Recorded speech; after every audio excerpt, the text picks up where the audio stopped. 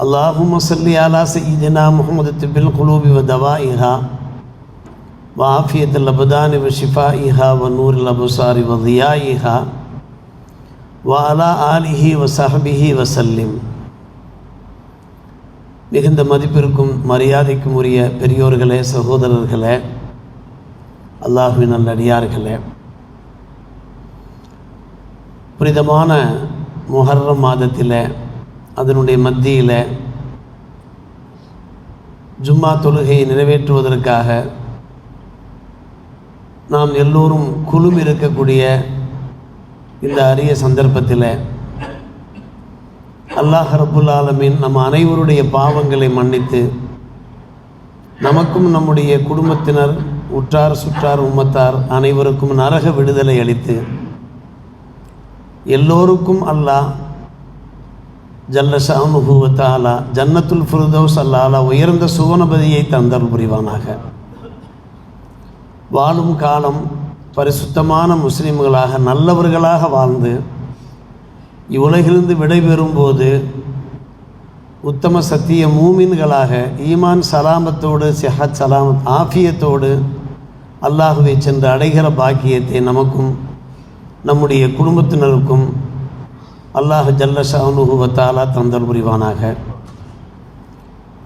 உலகிலே வாழும் காலம் பல்வேறுபட்ட பலா முசீபத்துகள், துன்பங்கள், துயரங்கள், துக்கங்கள் இருந்து அல்லாஹ் நம்மை காத்தருள் புரிவானாக.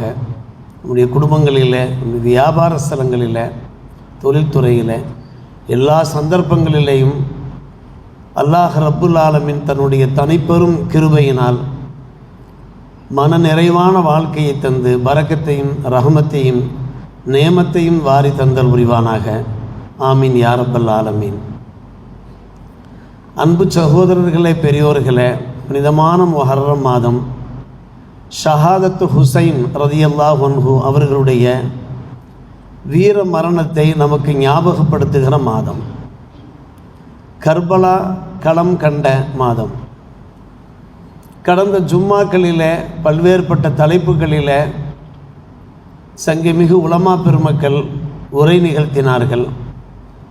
ஷஹாதத்து ஹுசைன் ரலியல்லாஹு அவர்களுடைய அந்த வீர மரணம் பற்றி பேசுகிற வாய்ப்பை அல்லாஹ் ரப்புல் ஆலமீன், அதை கேட்கிற வாய்ப்பை நமக்கு தந்திருக்கிறான். நம்முடைய உயிரிலும் இரத்தத்திலும் உத்வேகத்தையும் வீரத்தையும் ஏற்படுத்துகின்ற ஒரு உண்மை சம்பவம் தான் ஹுசைன் ரலியல்லாஹு தஆலா அன்ஹு அவருடைய வாழ்க்கையில் நடைபெற்ற அந்த வீர வரலாறு. சரித்திர சாதனை படைத்திருக்கிறார்கள் இமாம் ஹுசைன் ரலியல்லாஹு தஆலா அன்ஹு அவர்கள். குர்ஆனிலே அல்லாஹ் பல இடங்களிலே நம்மை பார்த்து பேசுகிறானே, உங்களை பல்வேறுபட்ட சந்தர்ப்பங்களிலே நாம் சோதிப்போம், பல வகையிலையும் சோதிப்போம், நீங்கள் பொறுமையை மேற்கொண்டீர்கள் என்றால் உங்களுக்கு நற்செய்தி இருக்கிறது என்று அல்லாஹ் நல்ல அறிவிப்பு செய்திருக்கிறானே. அதற்கு இலக்கணமாக இமாம் ஹுசைன் ரலியல்லாஹு தஆலா அவர்கள் திகழ்ந்திருக்கிறார்கள். 2ஆம் அத்தியாயம் 156ஆம் வசனத்தில் அல்லாஹ் பேசுகிறான், உங்களை நாம் பயம், பசி, செல்வத்திலேயும் உயிர்களிலேயும் உணவு வகைகளிலேயும் குறைபாடு, இவற்றின் மூலமாகவெல்லாம் நாம் சோதிப்போம். அந்த நேரத்தில் யார் பொறுமையை மேற்கொள்கிறார்களோ அவர்களை பார்த்து நபியே நீர் நற்செய்தி சொல்வீராக. பொறுமையாளர்கள் யார்? அவர்களுக்கு இது போன்ற துன்பம் ஏற்பட்டால் அவர்கள் சொல்லுகிற வார்த்தை, நிச்சயமாக நாங்கள் அல்லாஹ் கூறியவர்கள், அல்லாஹ் பக்கமே மீளக்கூடியவர்கள், இன்னா லில்லாஹி வ இன்னா இலைஹி ராஜிஊன் என்ற அழகிய திருவாசகத்தை அவர்கள் மொழிவார்கள். உலாயிக்க அலைஹிம் ஸலவாத்தும் மிர் ரப்பிஹிம் வ ரஹ்மா உலாயிக்க ஹுமுல் முஹ்ததூன். அவர்களுக்கு இறைவனுடைய வாழ்த்துக்கள் இருக்கிறது, ரஹ்மத் இருக்கிறது, அவர்கள் தான் நல்வழி பெற்றவர்கள் என்று அல்லாஹ் ரப்புல் ஆலமீன் அந்த வசனத்தை நிறைவு செய்கிறான். நம்முடைய வாழ்க்கையில் சோதனைகள் ஏற்படும் போது, ஏதாவது துன்பங்கள் ஏற்படும் போது, இன்னா லில்லாஹி வ இன்னா இலைஹி ராஜிஊன் என்கின்ற திருக்கலிமாவை மொழிந்த வண்ணம் நாம் சகிப்புத்தன்மையை கடைபிடித்தோம் என்றால், பொறுமையை கடைபிடித்தோம் என்றால், நிச்சயமாக அல்லாஹ் ரப்புல் ஆலமீனுடைய ரஹ்மத் நமக்கு கிடைக்கும் என்பதிலே சந்தேகமில்லை. இந்த வசனம் நமக்கு வாக்குறுதி வழங்குகிறது. அதன் அடிப்படையில் தான் இமாம் ஹுசைன் ரலியல்லாஹு தஆலா அன்ஹு அவர்கள் பல்வேறுபட்ட சோதனைகளை சந்திக்கிறார்கள். இஸ்லாமிய ஜனநாயக குடியரசை அமைப்பதற்காக வேண்டி அவர்களுடைய அந்த வாழ்நாள் காலத்தில் ஹிஜ்ரி 60 சொச்சம் அந்த காலகட்டத்தில் பெரும் சோதனை ஏற்பட்டது, ஆட்சி மாற்றம் ஏற்பட்டது.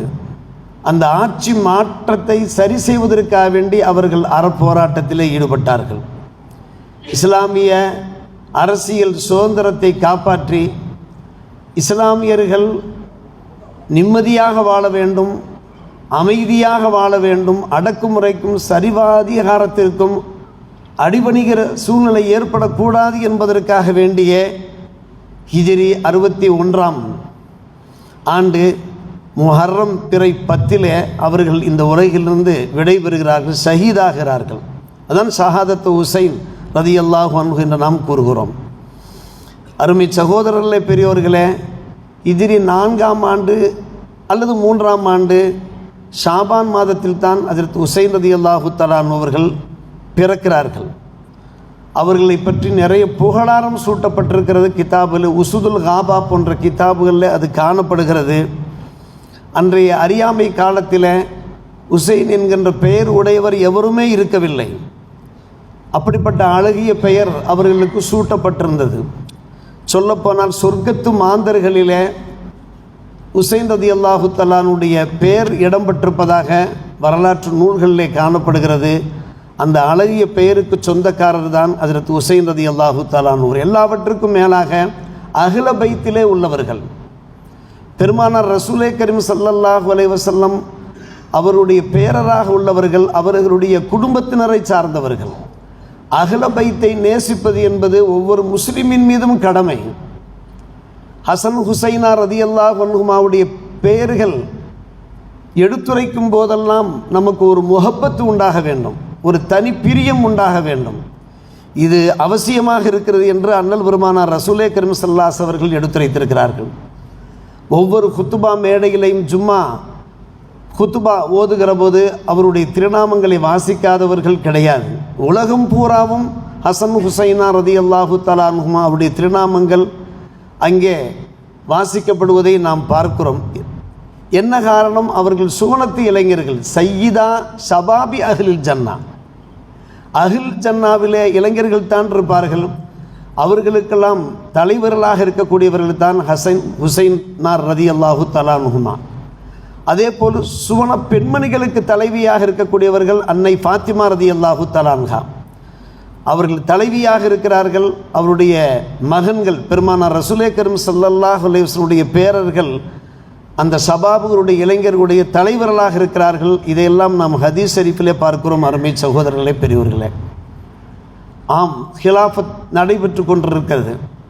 4 குலஃபாக்கள் மிகவும் நீதமான ஆட்சி செய்து கொண்டிருக்கிறார்கள். பெருமானார் ரசூலே கரீம் ஸல்லல்லாஹு அலைஹி வஸல்லம் அவருடைய அந்த முன்னறிவிப்பு பிரகாரம் அவர்களுடைய அந்த காலத்திற்கு பின்னாலே குறிப்பிட்ட ஆண்டு காலம் அந்த ஹிலாஃபத் நடைபெற்று கொண்டிருக்கிறது. அதில் அபூபக்கர் சித்திக் ரலியல்லாஹு தஆலா அவர்கள் 2 ஆண்டுகள் கலீஃபாவாக இருக்கிறார்கள். ஹஜ்ரத் உமர் ரலியல்லாஹு தஆலா அவர்கள் 10 ஆண்டு காலம், ஹஜ்ரத் உஸ்மான் ரலியல்லாஹு தஆலா அவர்கள் 12 ஆண்டு காலம், அடுத்த சில ஆண்டுகள் 6 ஆண்டு காலம் ஹஜ்ரத் அலி இப்னு அபீ தாலிப் ரலியல்லாஹு தஆலா அவர்கள் ஹிலாஃபத் பொறுப்பேற்றிருந்த அந்த காலத்திற்கு பின்னால் அருமை சகோதரர்களே, பெரியவர்களே, முஆவியா ரலியல்லாஹு தஆலா அவர்கள் ஆட்சி கட்டிலே ஏறுகிறார்கள். அவர்கள் குறிப்பிட்ட காலம் ஆட்சியிலே இருக்கிறார்கள், அரசாங்கத்திலே பணிபுரிந்தவாறு இருக்கிறார்கள். ஆனால் ஹலீஃபாக்கள் என்று போற்றப்படக்கூடியவர்கள் அந்த 4 பேர். அதற்கு பின்னால் ஹலீஃபா உமர் இப்னு அப்துல் அசீஸ் ரலியல்லாஹு அன்ஹு அவர்கள் சொல்வார்கள், அவருடைய ஹிலாஃபத் உண்மையான ஹிலாஃபத்தாக இருந்தது. ஆனால் முஆவியா ரலியல்லாஹு தஆலா அவர்களை பற்றி சொல்கிற போது ஹலீஃபா முஆவியா என்று சொல்ல மாட்டார்கள், அமீர முஆவியா என்று சொல்வார்கள். அமீருல் மூமினின் என்று கூட கூற மாட்டார்கள், மூமின்களின் தலைவர் என்று கூட கூற மாட்டார்கள். அமீருல் மூமினின் என்று கூறப்படக்கூடியவர்கள் அந்த 4 குலஃபாக்கள் தான். அருமை சகோதரர்களே, பெரியவர்களே, முஆவியா ரலியல்லாஹு தஆலா அவர்கள் அந்த ஹிஜ்ரி அந்த 60ஆம் நூற்றாண்டு காலகட்டங்களில் அவர்கள் ஆட்சி பொறுப்பில் இருக்கிற போது அவர்கள் காலத்திலே மன்னராட்சியை அவர்கள் அறிமுகப்படுத்துகிறார்கள். பாரசீக நாட்டிலே ரோமாபுரியிலே எப்படி மன்னராட்சி நடைபெற்று கொண்டிருந்ததோ, குடும்ப ஆட்சி நடைபெற்று கொண்டிருந்ததோ, அதே போன்று தங்களுடைய அருமை புதல்வர் யசீத் அவர்களை தனக்கு பின்னால் அமீராக ஆக்க, கூஃபாவிலே அமீராக ஆக்க அவர்கள் பெரும் முயற்சி எடுத்து கொண்டிருந்த போது பலருடைய எதிர்ப்பு அதை பொருட்படுத்தாமல் பின்பு யசீத் ஆட்சிக்கு வருகிறார். அருமை சகோதரர்களே, பெரியோர்களே, அவர் ஆட்சி கட்டிலில் அமர்ந்ததற்கு பின்னாலே அமர்கின்ற அந்த சந்தர்ப்பத்தில் தமக்கு அனைவரும் பையத்து செய்து கொடுக்க வேண்டும் என்று வற்புறுத்தப்படுகிறார்கள். அதாவது அவரை அமீராக ஏற்க வேண்டும் என்று வற்புறுத்தப்படுகிறார்கள். ஆனால் கூஃபா மக்கள், அநேக மக்களுக்கு அதில் விருப்பமே கிடையாது. யசீதினுடைய அந்த குணநலன்களை பற்றி அம்மக்கள் அறிந்து வைத்திருக்கிறார்கள். எனவே அவர்கள் சிலர் பகிரங்கமாகவும் சிலர் மறைமுகமாகவும் எதிர்ப்பு காண்பித்து கொண்டிருக்கிறார்கள் யசீதினுடைய ஆட்சியை. அதில் அன்றைய காலகட்டத்தில் சத்திய சஹாபிகள் வாழ்ந்து கொண்டிருக்கிறார்கள். அப்துல்லா பின் ஜுபைர் மற்றும் இப்னு உமர் ரலியல்லாஹு அன்ஹுமா போன்ற சஹாபிகளெல்லாம் வாழ்ந்து கொண்டிருக்கிறார்கள். அவர்களும் வற்புறுத்தப்படுகிறார்கள் பையத்து செய்து கொடுக்கும்படி, அவர்களை அமீராக ஏற்றுக்கொள்ளும்படி. ஆனால் ஏற்கவில்லை. அருமை சகோதரர்களே, பெரியோர்களே, இமாம் ஹுசைன் ரலியல்லாஹு தஆலா அன்ஹு அவர்கள் உட்பட கடைசியாக அருமை சகோதரர்களே அப்துல்லா பின் ஜுபைர் ரலியல்லாஹு தஆலா அன்ஹு அவர்கள் முஆவியா ரலியல்லாஹு தஆலா இடத்தில் சில யோசனைகளை முன்வைக்கிறார்கள். அந்த யோசனைகள் அன்றைய காலகட்டத்துக்கு மட்டும் பொருத்தமானதல்ல, இன்றைய காலகட்டத்திற்கும் பொருத்தமான 3 வகையான யோசனைகளை முன்வைக்கிறார்கள். 3இல் ஒன்றை தாங்கள் தேர்வு செய்யுங்கள் என்று சொல்லுகிறார்கள். முதலாவது என்ன? பெருமானார் ரசூலே கரீம் ஸல்லல்லாஹு அலைஹி வஸல்லம் அவர்கள் உயிரோடு இருக்கிற காலம் இன்னார்தான் ஹலீஃபா என்று அவர்கள் உறுதியாக சொல்லவில்லை. அவர்களுக்கு பின்னால் வந்த மக்கள் தான் ஹஜ்ரத் அபூபக்கர் ரலியல்லாஹு தஆலா அன்ஹு அவர்களை ஹலீஃபாவாக தேர்வு செய்தார்கள். அதுபோன்று தாங்கள் செய்யலாம். தங்களுக்கு பின்னாலே மக்கள் ஒரு அமீரை ஏற்பாடு செய்யட்டும், இந்த யோசனை எடுத்துக்கொள்ளுங்கள். அல்லது என்ன, இது அபூபக்கர் சித்திக் ரலியல்லாஹு தஆலா அன்ஹு அவர்களுடைய பெருமானாருடைய நடைமுறையாக இருந்தது. அடுத்து அபூபக்கர் சித்திக் ரலியல்லாஹு தஆலா அன்ஹு அவர்கள் ஆட்சி கட்டிலேயே ஏறுகிறார்கள். அபூபக்கர் சித்திக் ரலியல்லாஹு அன்ஹு அவர்கள் என்ன செய்தார்கள்? உமர் ரலியல்லாஹு தஆலா அன்ஹு அவர்களை ஹலீஃபாவாக நியமனம் செய்துவிட்டு வஃபாத்தாகிறார்கள். ஆனால் பெருமானார் ரசூலே கரீம் ஸல்லல்லாஹு அலைஹி அவர்கள் சில மறைமுக அடையாளங்களை மட்டும் காண்பித்தார்கள். நேரடியாக டைரக்டாக அபூபக்கர் சித்திக் ரலியல்லாஹு அன்ஹு அவர்களை கலீஃபாவாக பகிரங்க அறிவிப்பு செய்யவில்லை, பிரகடனம் செய்யவில்லை. ஆனால் அபூபக்கர் சித்திக் ரலியல்லாஹு அன்ஹு பிரகடனம் செய்கிறார்கள். அப்படி பிரகடனம் செய்கிற போது அபூபக்கர் உமர் ரலியல்லாஹு தஆலா அன்ஹு அந்த இருவருக்கும் இடையில் எந்த சொந்த பந்தமும் கிடையாது, தூரத்து உறவு கூட கிடையாது, தூரத்து உறவு கூட கிடையாது. பார்த்தார்கள் உமர் ரலியல்லாஹு தஆலா அன்ஹு நீதமிக்கவர்களாக, நியாயம் மிக்கவர்களாக, இறை அச்சம் உள்ளவர்களாக, மார்க்கம் தெரிந்தவராக இருப்பதை பார்த்த அபூபக்கர் சித்திக் ரலியல்லாஹு அவர்கள் மக்கள் மத்தியில் உமர் ரலியல்லாஹுடைய பெயரை பிரேரணை செய்த உடனேயே மக்கள் ஏற்றுக்கொண்டார்கள். இந்த இரண்டாவதை தாங்கள் கடைபிடிக்கலாம். இது அபூபக்கர் சித்திக் ரலியல்லாஹுடைய நடைமுறை. மூன்றாவது தான் உமர் ரலியல்லாஹுடைய நடைமுறை. உமர் ரலியல்லாஹு அவர்கள் தங்களுக்கு பின்னால் யாரை ஹலீஃபாவாக நியமனம் பண்ண வேண்டும் என்று இந்த முந்திய இரண்டு நடைமுறைகளையும் அவர்கள் செயல்படுத்தவில்லை. ஷூரா கமிட்டியை ஏற்படுத்தினார்கள். ஷூரா கமிட்டி ஏற்படுத்தி ஒரு 6 பேர் கொண்ட குழுவை ஏற்படுத்தி, இந்த 6 பேர் முக்கியமான சஹாபிகள், இறை நெருக்கம் பெற்றவர்கள், சுயநலத்திற்கு தன்னலத்திற்கு அப்பாற்பட்டவர்கள். அவர்கள் தேர்ந்தெடுத்தால் நல்லவர்களைத்தான் தேர்ந்தெடுப்பார்கள், மக்கள் நலன்கள் விரும்பிகளைத்தான் தேர்ந்தெடுப்பார்கள் என்பது நன்கு தெரிந்த காரணத்தினாலே ஒரு ஷூரா கமிட்டி ஏற்பாடு செய்தார்கள்.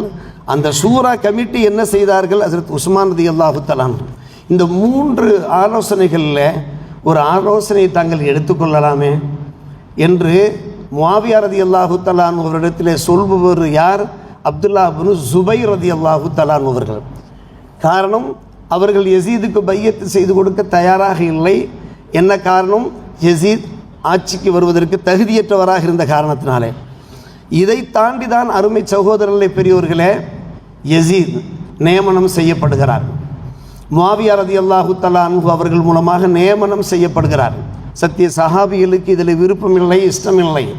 இருந்தபோதும் கூட தங்களுடைய எதிர்ப்பை அவர்கள் வெளிப்படுத்தவில்லை. காரணம், எதிர்ப்பை வெளிப்படுத்தி இவர்கள் பக்கம் ஒரு கூட்டம், எதிராளிகள் ஒரு கூட்டம், இப்படி சண்டை சச்சரவு ஏற்பட்டு விடக்கூடாது, உம்மத்துமார்கள் பிளவுபட்டு விடக்கூடாது. முகமது இப்னு ஹனஃபியாவிலிருந்து இப்னு உமர்லேருந்து இப்னு அப்பாஸ் ரலியல்லாஹு அன்ஹும் போன்ற எல்லோருமே என்ன செய்தார்கள்? அமைதி காத்தார்கள். அருமை சகோதரர்களே, ஒரே ஒரு காரணம், உம்மத்துக்கு மத்தியில் ஒரு பிளவு ஏற்பட்டு விடக்கூடாது, அவர்கள் சிதைந்து போய் விடக்கூடாது என்கிற ஒரே காரணம்தான். ஆனால் அடுத்து ஒரு காலகட்டம் யசீத் என்ன செய்கிறார்? ஆட்சி பீடத்தில் ஏறுகிறார். கிட்டத்தட்ட ஹிஜ்ரி 60 ரஜபு, புனித ரஜபு மாதத்தில் கிபி 680 அவர் பொறுப்பேற்கிறார். எல்லாரையும் வற்புறுத்துகிறார், எனக்கு பையத்து செய்து கொடுக்க வேண்டும் என்று. இமாம் ஹுசைன் ரலியல்லாஹு தஆலா அன்ஹு அவர்களும் வற்புறுத்தப்படுகிறார்கள். மதீனாவிலே தங்களுடைய குடும்பத்தினரோடு வசித்து கொண்டிருக்கிறார்கள். அன்றைய ஆளுநராக வலீது பின் உத்பா இருக்கிறார். அவரை ஏவுகிறார் யசீத். எப்படியும் தாங்கள் ஹுசைனிடத்தில், இமாம் ஹுசைனிடத்தில் பையத்து வாங்கிவிடுங்கள் என்று வற்புறுத்த ஹுசைன் ரலியல்லாஹு தஆலா அவர்கள் அமைதியாக இருந்தார்கள். நெருக்கடி தாழாமல் மக்காவிற்கு பயணப்பட்டு போகிறார்கள். புனித மதீனாவிலிருந்து அங்கேயும் கூட நெருக்கடி ஏற்படுகிறது. நெருக்கடிக்கு மத்தியில் தான் கூஃபா நகரத்து மக்களிடமிருந்து வரிசையாக கடிதங்கள் வந்தவாறு இருக்கிறது. இமாம் ஹுசைன் ரலியல்லாஹு தஆலா அன்ஹு அவர்களுக்கு ஒரு சரிவாதிகாரி இந்த நாட்டை ஆண்டு கொண்டிருக்கிறார், அதை நாம் தட்டி கேட்க வேண்டுமே, எதிர்த்து போராட வேண்டுமே, இஸ்லாமிய ஜனநாயக அரசை நிறுவ வேண்டுமே என்று கிட்டத்தட்ட 1200 கடிதங்கள் ஹஜ்ரத் ஹுசைன் ரலியல்லாஹு தஆலா அன்ஹு அவர்களுடைய கரங்கள் வந்து சேர்கின்றன. சரி, கூஃபா மக்கள் இந்த அளவுக்கு ஆதரவு காண்பிக்கிறார்கள், நாம் இஸ்லாமிய அரசை அங்கே நிறுவலாம். பெருமானார் ரசூலே கரீம் ஸல்லல்லாஹு அலைஹி வஸல்லம் காலகட்டத்திலிருந்து எப்படிப்பட்ட ஒரு ஜனநாயக அரசு நிறுவப்பட்டிருந்ததோ நாம் அதை தொடரலாம் என்கிற முறையில் இமாம் ஹுசைன் ரலியல்லாஹு தஆலா அன்ஹு அவர்கள் புறப்படுகிறார்கள், பயணப்படுகிறார்கள் கூஃபாவை நோக்கி. தங்களுடைய குடும்பத்தினரை, ஆதரவாளர்களை அழைத்து கொண்டு புறப்படுகிறார்கள் கூஃபாவை நோக்கி. பலர் எதிர்க்கிறார்கள், தயவுசெய்து செல்லாதீர்கள். யசீத் ஒரு சர்வாதிகாரியாக இருக்கிறார், அவருக்கு கீழே வேலை செய்யக்கூடியவர்கள் உபைதுல்லா இப்னு ஜியாத், ஷிம்ரு போன்றவர்கள், ஹுர்ரு போன்றவர்கள் மிக மோசமானவர்கள், தாங்கள் புறப்பட்டு போகாதீர்கள், அவர்கள் கல்நஞ்சம் படைத்தவர்கள், மிருகத்தனமானவர்கள் என்று. ஆனால் ஹஜ்ரத் இமாம் ஹுசைன் ரலியல்லாஹு தஆலா அவர்கள் புறப்படுகிற அந்த செய்தி இப்னு உமர் ரலியல்லாஹு அன்ஹுமா அவர்களுக்கு கிடைக்கிறது. கொஞ்சம் தூரம் சென்று விட்டார்கள், சற்றேறக்குறை 2 மைல்களுக்கு அப்பால் சென்று விட்ட ஹுசைன் ரலியல்லாஹு தஆலா அவர்களை அப்துல்லா பின் உமர் ரலியல்லாஹு தஆலா அவர்களை சந்தித்து, தயவுசெய்து தாங்கள் கூஃபாவுக்கு செல்லாதீர்கள், தங்களுடைய குடும்பத்தை அவர்கள் சின்ன பின்னப்படுத்தி விடுவார்கள். பெருமானார் ரசூலே கரீம் ஸல்லல்லாஹு அலைஹி வஸல்லம் இடத்தில் அண்ணல் ஜபரீல் அலைஹிஸ்ஸலாத்து வஸ்ஸலாம் அவர்கள் பிரசன்னமாகி, உங்களுக்கு துனியா வேண்டுமா ஆகிரத்து வேண்டுமா என்று கேட்டபோது ஆகிரத்து தான் வேண்டும் என்று பெருமானார் சொன்னார்களே, எனவே தயவு கூர்ந்து நமக்கு ஆகிரத்தே போதுமானது, துனியா வேண்டியதில்லை, இதற்காக ஏன் நாம் போராடி கொண்டிருக்க வேண்டும் என்று சொன்னதை ஏற்கவில்லை இமாம் ஹுசைன் ரலியல்லாஹு அவர்கள். அந்த ஆகிரத்தினுடைய வெற்றிக்காகத்தான் நான் புறப்பட்டு போகிறேன் என்று அவர்கள் புறப்பட்டார்கள். அருமை சகோதரர்களே, இப்னு உமர் ரலியல்லாஹு தஆலா அன்ஹு அவர்களை ஆற தெளிவி கண்ணீர் வடித்து அவர்களை அனுப்பி வைக்கிறார்கள். புறப்படுகிறார்கள். சுட்டரிக்கும் வெயிலே, சரியான கோடை காலத்திலே இமாம் ஹுசைன் ரலியல்லாஹு தஆலா அவர்கள் கிட்டத்தட்ட 1100 மைல்கள், புனித மக்கா டு கூஃபா இருக்கிறது 1100 மைல்கள். அந்த கோடை வெயிலில் தங்களுடைய குடும்பத்தினரோடு புறப்பட்டு போகிறார்கள். இன்றைக்கு நாம் 1447ஆம் ஆண்டு ஹிஜ்ரியில் இருந்து கொண்டிருக்கிறோம். இந்த சம்பவம் நடைபெற்ற காலகட்டம் என்ன? ஹிஜ்ரி 60 சொச்சம் காலகட்டத்திலே அவர்கள் புறப்படுகிறார்கள். சென்று கொண்டே இருக்கிறார்கள். இடையிலே எதிரிகள் வழிமறிக்கிறார்கள். இடையிலே 1000 குதிரைகளிலே எதிரிகள் கூடி வந்து அவர்கள் வழிமறித்த போதும் கூட இரு தரப்பாருக்கும் இடையில் சில வாக்குவாதங்களுக்கு மத்தியிலே புறப்பட்டு போய்கொண்டே இருக்கிறார்கள். போய்கொண்டே இருக்கக்கூடிய அந்த காலகட்டத்தில் தான் வரலாற்றை நாம் சுருக்கி சொல்ல வேண்டியிருக்கிறது. கிட்டத்தட்ட கர்பலா களத்தை அடைந்து விடுகிறார்கள். ஹஜ்ரத் உசைன் ரலியல்லாஹு தஆலா யூப்ரட்டிஸ் ஃபுராத் நதி ஓடிக்கொண்டிருக்கக்கூடிய அந்த கர்பலா களத்தை அடைந்து விடுகிறார்கள். நைனவா என்கின்ற அந்த ஊர் கிராமம், அந்த ஊர் அருகேதான் அந்த ஃபுராத் யூப்ரட்டிஸ் நதி ஓடிக்கொண்டிருக்கிறது. யசீதிடமிருந்து கடிதம் வருகிறது, உபைதுல்லா பின் ஜியாதிடமிருந்து கடிதம் வருகிறது, அங்கேயே அவரை நீங்கள் நிறுத்தி வையுங்கள். அங்கிருந்து கூஃபாவை நோக்கி சிட்டியை நோக்கி நகர விடாமல் அவர்கள் நிறுத்தி வையுங்கள். அவருக்கான உணவு குடிபானம் எல்லாவற்றையும் நீங்கள் தடை செய்யுங்கள் என்கின்ற அந்த உத்தரவு. இப்படி தடைகள் செய்துவிட்டால் அவர்கள் பையத்து செய்து கொடுத்து விடுவார்கள், பையத்து செய்து கொடுத்து விட்டு திரும்பி சென்று விடுவார்கள் என்றெல்லாம் ஒரு கடிதம் ஒரு தூதுவர் வந்து கொடுக்க அங்கேயே நிறுத்தப்படுகிறார்கள். யூப்ரட்டிஸ் நதிக்கு அருகிலேயே ஒரு கூடாரம் அமைத்து ஹஜ்ரத் உசைன் ரலியல்லாஹு தஆலா ஒரு முகாம் அமைத்து தங்களுடைய குடும்பத்தினரோடு ஹஜ்ரத் இமாம் ஹுசைன் ரலியல்லாஹு தஆலா அவர்கள் தங்கியிருக்க எதிரிகள் அணி அணியாக அங்கே வந்து சேர்கிறார்கள். கிட்டத்தட்ட 5000 எதிரிகள் அங்கே வந்து சேர்கிறார்கள். ஒரு 72 பேர் குடும்பத்தினர் இருக்கிறார்கள், அவருடைய ஆதரவாளர்கள் சிலர் இருக்கிறார்கள். இவர்களை எதிர்த்து போராடுவதற்காக வேண்டி 5000 பேர் கொண்ட பத்ரு போர்க்களம், அந்த பத்ரு போர்க்களத்திலே 313 பேரை எதிர்க்க 1000 பேர் வந்தார்களே, அந்த சம்பவத்தை ஞாபகப்படுத்துகிற முறையில் தான் அன்பு சகோதரர்களே அந்த நிலைமை இருந்து கொண்டிருக்கிறது. இப்படியே தொடர்ந்து வாக்குவாதங்கள் நடைபெற்று கொண்டே இருக்கிறது. எதிரிகளுடைய தலைவர் உமர் இப்னு சாத் என்பவர் படைகளை ஒருங்கிணைத்து கொண்டிருக்கிறார். கடைசியாக அந்த முஹர்ரம் 10ஆம் நாளிலே ஹஜ்ரத் உசைன் ரலியல்லாஹு தஆலா அவர்கள் என்ன செய்கிறார்கள்? எல்லோரும் தொழுகிறார்கள், வணக்க வழிபாடுகளில் ஈடுபடுகிறார்கள், இறை பிரார்த்தனையில் ஈடுபடுகிறார்கள். அவர்கள் வந்திருக்கிற நோக்கம் இருக்கிறத சத்தியத்தை நிலைநாட்டுவது, சத்தியத்திற்கு உயிர் கொடுப்பது, உண்மையான அரசை நிறுவுவது. அந்நசீகத்து லில்லா வலி ரசூலில்லா வலி கிதாபிஹி வலி ஐம்மத்தில் முஸ்லிமீன் வலி ஆம்மத்திஹிம் என்றார்கள் பெருமானார் ரசூலே கரீம் ஸல்லல்லாஹு அலைஹி வஸல்லம். அல்லாஹுக்கு நலவை நாட வேண்டும், அல்லாஹுடைய திருத்தூதருக்கு நலவை நாட வேண்டும், அல்லாஹுடைய கிதாப் இறை மறைக்கு நாம் நலவை நாட வேண்டும், முஸ்லிம் தலைவர்களுக்கு ஹைரை நாட வேண்டும், முஸ்லிம் உம்மத்தாருக்கு ஆமத்துகளுக்கு பொதுமக்களுக்கு நலவை நாட வேண்டும் என்கின்ற அந்த உயர்ந்த நோக்கத்தோடு ஹஜ்ரத் உசைன் ரலியல்லாஹு தஆலா அவர்கள் இருக்கிறார்கள். அவர்கள் கூடாரத்திற்கு வெளியே வந்து பார்க்கிறார்கள், பெரும் படை. அந்த படைக்கு முன்னாலே அவர்கள் நிற்கிறார்கள். இமாம் ஹுசைன் ரலியல்லாஹு தஆலா அவர்கள் இருக்கிறார்கள். அங்கே போர் ஆரம்பிக்கிறது, கடுமையான போர் நடக்கிறது. உண்ண உணவின்றி குடிக்க பானமின்றி அந்த கடுமையான வெயிலிலே அன்பு சகோதரர்களே பெரியவர்களே ஒரு 72 பேர் கொன்ற ஒரு சிறு படை அந்த பெரும் படையை எதிர்ப்பது என்றால் அது ஒரு சாதாரணமான விஷயமா? கொஞ்சம் யோசித்து பாருங்கள். இவர்களிலே சிறு சிறு பிள்ளைகளும் இருக்கிறார்கள், பெண்களும் இருக்கிறார்கள். ஒவ்வொருவருமே தாக்குதலுக்கு ஆளாகிறார்கள். அப்பாஸ் ரலியல்லாஹு அன்ஹு அவர்கள் இருக்கிறார்கள். அப்பாஸ் என்றால் அவர்கள் குடும்பத்தில் உள்ள அப்பாஸ் ரலியல்லாஹு அன்ஹு அவர்கள். அலி அக்பர் இருக்கிறார்கள், அலி அஸ்கர் இருக்கிறார்கள், ஜைனுல் ஆபிதீன் ரலியல்லாஹு அன்ஹு அவர்கள் இருக்கிறார்கள்.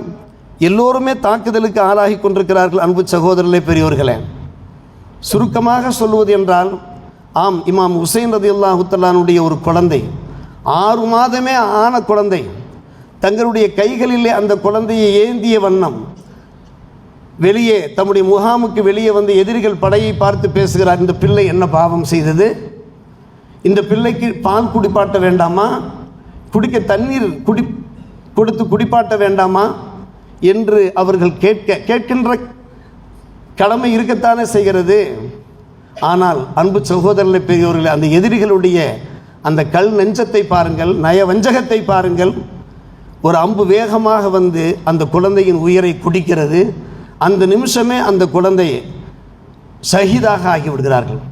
பலஸ்தீனில் எத்தனை ஆயிரம் குழந்தைகள் ஷஹீதானார்கள், மறக்க முடிகிறதா? இதற்கெல்லாம் ஒரு முன்னோடி சம்பவமோ என்னவோ. அன்றைக்கு அந்த பிள்ளைகள் அந்த குடும்பத்தினர் பொறுமை காத்தது போன்றுதான் இன்றைக்கு பலஸ்தீன் மக்கள் பொறுமை காத்தார்கள். அதற்கு பின்னால் எப்படி இஸ்லாத்திற்கும் முஸ்லிம்களுக்கும் ஒரு மறுமலர்ச்சி ஏற்பட்டதோ அதுபோன்ற ஒரு மறுமலர்ச்சி நிச்சயமாக பலஸ்தீன் மக்களுக்கு ஏற்பட்ட அந்த துன்பங்கள் துயரங்களுக்கு பின்னால் ஏற்பட்டு கொண்டு தானே இருக்கிறது. இது நடைமுறை உண்மை. அருமை சகோதரர்களே பெரியவர்களே, ஷஹாதத்து ஹுசைன் ரலியல்லாஹு அன்ஹு அவர்கள் உடைய ஷஹாதத் இருக்கிறதே, அது ஒரு சிறந்த எடுத்துக்காட்டாக இருக்கிறது. அந்த குழந்தையினுடைய அந்த உயிர் போனதற்கு பின்னாலே இமாம் ஹுசைன் ரலியல்லாஹு அன்ஹு அவர்கள் இரு கரம் ஏந்தி அல்லாஹ்விடத்தில் துஆ செய்கிறார்கள். யா அல்லாஹ், சாலி அலைஹிஸ்ஸலாத்து வஸ்ஸலாமுடைய அந்த ஒட்டகை கொல்லப்பட்டதே, அநியாயமாக கொல்லப்பட்டதே, வஷம்சி வதுஹாஹா ஃபஅகருஹா என்று வருகிறதே, அந்த கொல்லப்பட்ட அந்த ஒட்டகையினுடைய குருதியை விட, இரத்தத்தை விட இந்த குழந்தையின் இரத்தம் மேலானதல்லவா? ஆம், என்னுடைய குழந்தையின் இரத்தத்தை நான் உன்னுடைய சமூகத்திலே நான் அர்ப்பணம் செய்கின்றேன் யா அல்லாஹ், எங்களை மன்னித்துக்கொள் யா அல்லாஹ், எங்களுடைய அர்ப்பணத்தை, எங்களுடைய தியாகத்தை ஏற்றுக்கொள் யா அல்லாஹ் என்று அவர்கள் கண்ணீர் மல்க அந்த கர்பலா களத்திலே வைத்து, அந்த மயானத்திலே வைத்து, அந்த சுட்டரிக்கின்ற அந்த வெயிலுக்கு மத்தியிலே வைத்து அல்லாஹ்விடத்தில் துஆ கேட்கிறார்களே. அன்பு சகோதரர்களே, பெரியோர்களே, இந்த சம்பவம் இந்த முஹர்ரம் மாதத்திலே கடந்த 10ஆம் நாளிலே ஞாயிற்றுக்கிழமையிலே, முஹர்ரம் 10 ஞாயிற்றுக்கிழமையிலே இந்த சம்பவம் ஹிஜ்ரி 60ஆம் ஆண்டிலே நடந்த இந்த சம்பவம் தான் இன்றைக்கு 1447ஆம் ஆண்டிலே நாம் கேட்டுக்கொண்டிருக்கிறோம். ஆம், எல்லோரும் கொல்லப்படுகிறார்கள், ஒரு சிலர் தான் பாக்கி இருக்கிறார்கள். இமாம் ஹுசைன், ஆனால் அன்பு சகோதரர்களே, இத்தனை பேருக்கும் மத்தியிலேயும் நாம் கவனிக்க வேண்டிய விஷயம் என்னவென்று கேட்டால், ஹுசைன் ரலியல்லாஹு தஆலாவுடைய படையை பார்த்து அந்த 5000 பேரும் அஞ்சுகிறார்கள், பயப்படுகிறார்கள், முன் வருவதற்கு யோசிக்கிறார்கள். அவருடைய தலைவன் ஷிம்ரு கர்ஜிக்கின்றான், சப்தமிடுகின்றான், பயப்படுகிறார்கள். இந்த பயத்துக்கு மத்தியிலே ஹுசைன் ரலியல்லாஹு தஆலா அன்ஹு அவர்களோடு இருந்த அந்த படையிலே சில பேர் மும்முரமாக சென்று பல பேரை வெட்டி வீழ்த்தினார்கள் என்று நாம் பார்க்கிறோம். எத்தனை பேர் வெட்டி வீழ்த்துவது? அவருடைய வீரத்தின் விலை என்ன? அதற்கு விலை நிர்ணயிக்க முடியுமா? அவருடைய தியாகத்தை நாம் மதிப்பிட முடியுமா? அதற்கு அளவுகோல் உண்டா? கொஞ்சம் யோசித்து பாருங்கள் அருமை சகோதரர்களே, பெரியோர்களே. ஆம், இமாம் ஹுசைன் ரலியல்லாஹு தஆலா அவர்கள் தனி மரமாக நிற்கிறார்கள், ஒற்றை நபராக நிற்கிறார்கள், பயப்படுகிறார்கள், அத்தனை பேரும் பயப்படுகிறார்கள்.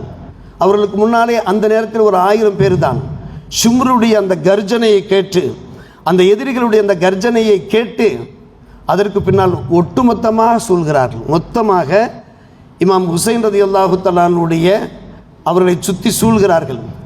நெஞ்சிலே அம்பு பாய்கிறது, முதுகிலே அம்பு பாய்கிறது, நிலை குலைகிறார்கள். இமாம் ஹுசைன் ரலியல்லாஹு தஆலா அவர்கள் அமர்கிறார்கள், பலகீனமாய் அமர்கிறார்கள். இரத்தம் ஆறாக பெருக்கெடுத்து ஓடுகிறது. காரணம், நரம்புகள் துண்டிக்கப்பட்டால் அதனுடைய நிலைமைகள் என்ன என்பதை கொஞ்சம் யோசித்து பாருங்கள் அன்பு சகோதரர்களே, பெரியோர்களே. இமாம் ஹுசைன் ரலியல்லாஹு தஆலா அவர்கள் ஷஹீதாக்கப்பட்ட அந்த காலகட்டம். ஷஹாதத்து ஹுசைன் மர்க யஸீதுகே இஸ்லாம் ஜிந்தா ஹோத்தா ஹை ஹர் கர்பலா கே பாத் என்ற அல்லாமா இக்பால் பாடுகிறாரே, அந்த பாடல், அந்த இரத்த வரிகளுக்கு சொந்தக்காரர்கள் தான் இமாம் ஹுசைன் ரலியல்லாஹு தஆலா அவர்கள். இப்படிப்பட்ட வீர பரம்பரையில் வந்தவர்கள் தான் இஸ்லாமிய உம்மத்தார்கள். அருமை சகோதரர்களே, பெரியோர்களே, இமாம் ஹுசைன் ரலியல்லாஹு தஆலா அவர்களுக்கு 3 ஆண் மக்கள், அலி அக்பர், அலி அஸ்கர், இருவரும் ஷஹீதாக்கப்பட்டு விட்டார்கள். கர்பலா போர்க்களத்தில் இருவரும் ஷஹீதாக்கப்பட்டார்கள். அலி இப்னு ஹுசைன் ரலியல்லாஹு அன்ஹு அவர்கள் தான் ஸைனுல் ஆபிதீன் என்று நாம் கூறுகிறோம். ஸைனுல் ஆபிதீன் ரலியல்லாஹு தஆலாவுடைய வம்சம் தான் இன்றைக்கு தலை தோங்கி இருக்கிறது. இமாம் ஹுசைன் ரலியல்லாஹு தஆலாவுடைய 3ஆம் மகன் அலி இப்னு ஹுசைன் ரலியல்லாஹு அவர்கள் ரலியல்லாஹு அன்ஹுமா, அவர்களுக்கு அடைமொழி பெயர், பட்டப்பெயர் ஸைனுல் ஆபிதீன் ரலியல்லாஹு தஆலா. அவருடைய வம்சம்தான் தலைத்திருக்கிறது. அந்த வம்சத்தின் வழியாக இன்றைக்கு மக்கள் இருந்து கொண்டிருக்கிறார்கள். அருமை சகோதரர்களே, பெரியோர்களே, இப்படிப்பட்ட ஷஹாதத்து ஹுசைன் இந்த மாதத்திலே நடைபெற்றிருக்கிறது என்றால் இது நமக்கு எதை போதிக்கிறது, நமக்கு எதை உணர்த்துகிறது? அல்லாஹ் இந்த இஸ்லாமிய சமுதாயத்தை ஒவ்வொரு காலகட்டத்திலையும் ஏதோ ஒரு வகையிலே சோதித்து கொண்டிருப்பான். அந்த சோதனைகளின் போது நாம் பொறுமை காப்பது அவசியம். அந்த பொறுமைக்கு நிச்சயமாக இந்த உலகத்திலையும் சுபசோபனம் உண்டு, மறு உலகிலையும் சுபசோபனம் உண்டு. அதில் சிந்தித்தும் சந்தேகமே கிடையாது. ஹுசைன் ரலியல்லாஹு அன்ஹு அவர்கள் அவருடைய குடும்பத்தினருக்கு அல்லாஹ் எந்த வீரத்தையும் தீரத்தையும் அந்த தியாக மனப்பான்மையும் தந்தானோ அது நமக்கும் கொஞ்சமேனும் இருக்க வேண்டும். அந்த ஈமான் இருக்க வேண்டும். அன்பு சகோதரர்களே, பெரியோர்களே, அதுதான் இன்றைக்கு முக்கியமாக இருக்கிறது. நம்முடைய ஈமான் மேலும் மேலும் மெருகேறிக்கொண்டே போக வேண்டும்.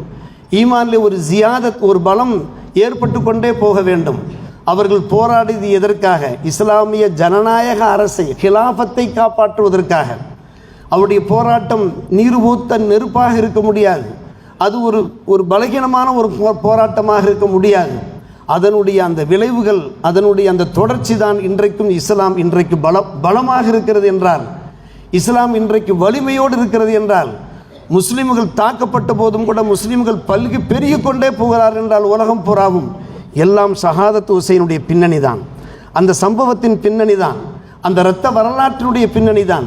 இதை நாம் நினைத்து பார்க்க வேண்டுமே. ஒரு காலம் மறக்க முடியாத அன்பு சகோதரர்களே, பெரியோர்களே, அவர்கள் வழியாக வந்தவர்கள் தானே, அவர்கள் முதுகிலே தோளிலே ஏறி வந்தவர்கள் தானே. என்றைக்கு நாம் அவர்களை மறக்க முடியும்? எனவே இன்றைக்கு நாம் உண்மை முஸ்லீம்களாக, சத்திய முஸ்லீம்களாக நாம் வாழ்வதற்கு அவர்களெல்லாம் ஒரு சிறந்த ஒரு உதாரண புருஷர்களாக இருக்கிற காரணத்தினாலே நாம் அவர்களுக்காக துவா செய்ய வேண்டும். எங்கள் ரட்சகா, நீங்கள் யா அல்லாஹ் அவர்களை புரிந்து கொள்வாயாக. ரதியல்லாஹு அன்ஹும் வரது அன்ஹும், அல்லாஹ் அவர்களை புரிந்து கொண்டான், அவர்கள் அல்லாஹ்வை புரிந்து கொண்டார்கள் என்கிற அந்த வசனத்துக்கு ஏற்ப, அதனால்தான் ஒவ்வொரு ஜும்மாவிலேயுமே குத்துபாவிலே நாம் அவர்களுக்காக துவா செய்தவாறு இருக்கிறோம். அல்லாஹ் அந்த துவாவை கபூல் செய்து புரிந்து கொள்வானாக. அவர்களையும் நம்மையும் ஜன்னத்துல் ஃபிர்தௌஸ் சுவனபதியிலே சங்கமிக்க செய்வானாக என்கிற நல் துவாவோடு நிறைவு செய்கிறோம். வாக்கு தாவான் அல்ஹம்துலில்லாஹி ரப்பில் ஆலமீன். அஸ்ஸலாம்.